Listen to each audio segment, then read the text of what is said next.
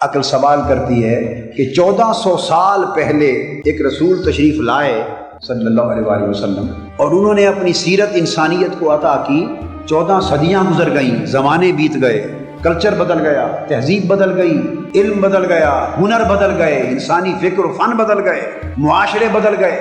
سماج بدل گیا،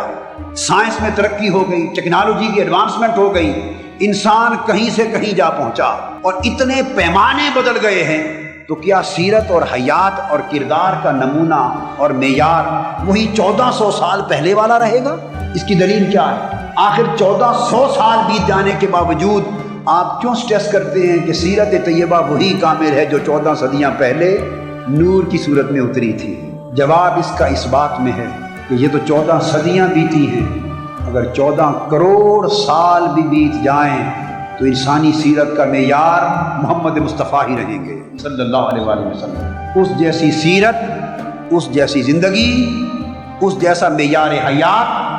اس جیسا کردار و عمل اور اس جیسا نمونہ کائنات انسانی کی تاریخ میں نہ کبھی پہلے آیا تھا، نہ آج تک آیا ہے اور نہ قیامت تک آ سکتا ہے۔ نمونہ کمال وہی سیرت رہے گی، وہ آج بھی تازہ ہے، آج بھی زندہ و تابندہ ہے، اور 14 صدیاں بیت جانے کے باوجود وہ سیرت محمدی پرانی نہیں ہوئی، آج بھی نئی ہے، وہ قدیم نہیں، آج بھی جدید ہے، بلکہ جدید ابھی پیچھے ہے، سیرت مصطفیٰ اس سے بھی آگے ہے۔ انسانی علم و فکر ابھی پرواز میں نیچے ہے اور سیرت و علم مصطفیٰ ابھی بلندی اور عظمت میں اس سے اونچی ہے، حتیٰ کہ آج سے 1000 سال بعد کا انسان جب اس سے بھی کہیں آگے چلا جائے گا، اور جب انسان اس مادی کائنات میں نور اور روشنی کی رفتار سے سفر کرنے لگ جائے گا، 1,86,000 میل فی سیکنڈ روشنی کی رفتار سے جب انسان سفر کرنے لگ جائے گا، اور اس وقت دیکھے گا کہ اب میری رفتار روشنی کے برابر ہو گئی ہے، میں کسے نمونہ مانوں؟ آواز آئے گی، انسان